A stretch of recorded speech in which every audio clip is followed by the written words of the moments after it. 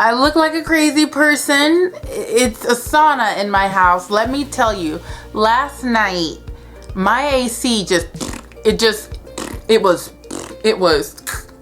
done. And I literally just sat down from letting the repairman out because it is hot and humid in the Midwest, and mama can't sit in a house of just humidity and body odor. So I now have AC again, and so I'm a happy girl. This video is way late, like a week and a half late, and there were some personal issues behind that, but I am part of the Booktube book tours for this book right here called The Progeny, or The Progeny by Tasha Lee. This is, I'm sure, the first book in a series of some sort, and this is going to be a short book review, mainly because I don't believe in spoiling books. I just want to talk about my overall thoughts on it and whether or not I think it's worth your time. Now, before I get into what this book is about and what my thoughts are, I definitely want to let you know it is worth your time. Here's the thing. I'm actually glad this video is late because I needed time to actually reflect on this book, because when I first finished it, I was kind of annoyed, and so I didn't think I liked it, so I had rated it about a 3-star. But now, after I was able to sit on it, one, because my camera was broken. Hi, my camera has been broken, so a lot of the videos you've been seeing have been pre-recorded. So this is my first video for the month of August. Back to this. So I'm glad I got to sit on this review, because the more I thought about it, the more I started to appreciate it, and I bumped the rating up to a 4.25 stars. So greater appreciation, definitely. So let's talk about what this book is about. So this book came out on May 24th, 2016, and it is a fast-paced read. It is a thriller, suspenseful novel with some romance in it. It's definitely a book that gives you a lot of information, and so you do want to make sure that you're paying attention as you read it. I actually think if I reread this book, I'm sure that I'll pick up on things the second time around that I didn't pick up the first time around. So this book is part of a series that is called, and let me read here because I'm gonna forget, The Descendants of the House of Bathory. Series. So this series is basically about a 400-year-old war between a well-known prolific serial killer and society. This society is hell-bent on erasing all of the descendants of the serial killer. Her name is Elizabeth Bathory. And so the story stems from that particular plot point.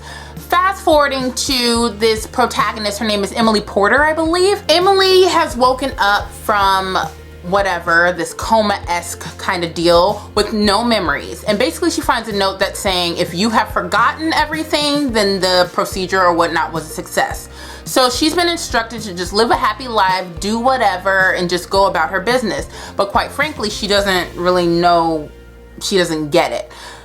She finds out that she is the descendant of Elizabeth Bathory, and her boyfriend, or her love interest, Luca, is part of this group or the society that is sent to get rid of or ensure the riddance of descendants of Bathory, i.e. Emily. So Emily is basically on the run, trying to keep from being killed. There's all kinds of characters that she's introduced to along the way, and it's a lot of mystery, a lot of suspense, some romance, of course, and quite a bit of a cliffhanger-esque happening within this book, which, quite frankly, I'm not down for cliffhangers most of the time, especially if the book that needs to pick up where the cliffhanger left off isn't published yet. So that's what you're getting with this book. It's chock full of action. It's very fast-paced, tons of suspense, romance, all of the above.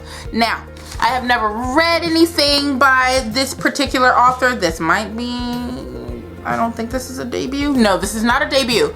But this is my first time experiencing this particular author, and I will say that I'm glad that I read this book.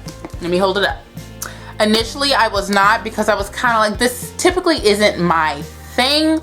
Or maybe it's because I wasn't in the mood for it when I was reading it, so it took me a little longer than usual, and then my camera died, so oops. But I really enjoyed it. I think that it's a lot to process. There's a lot happening, and it's not that long of a book, so I think that Tasha Tosca did a really good job in telling the story in the amount of pages that she did. That takes a lot of skill, because a lot of times you can leave out a lot of things, or it can seem choppy. This did not seem like a choppy read at all. In fact, it felt like it flowed pretty nicely. The pacing was perfect. Characters were great. I really did enjoy the interactions between with Luca. I enjoyed Emily quite a bit. I enjoyed the history of this book, or the backstory, really learning about, you know, Elizabeth Bathory and whatnot. Roland interesting character. I just really think that this is a read that is worth people's time.